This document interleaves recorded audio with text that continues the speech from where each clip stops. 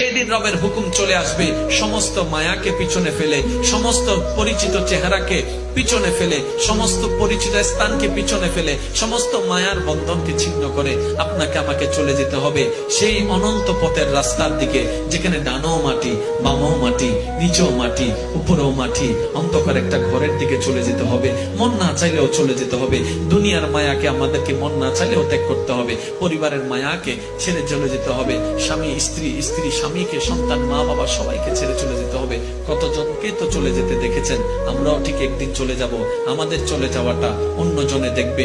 সেজন্য প্রায় সময় একটি কথা বলি শ্রদ্ধার সাথে, নিজে বাঁচুন এমন ভাবে, অন্যকে বাঁচতে দিয়ে নিজে বাঁচুন। অন্যকে সুখে রাখুন, অন্যকে সুখে রেখে নিজে সুখে থাকুন। অন্যের জীবন সহজ করে নিজের জীবনকে সহজ করার ব্যবস্থা করুন।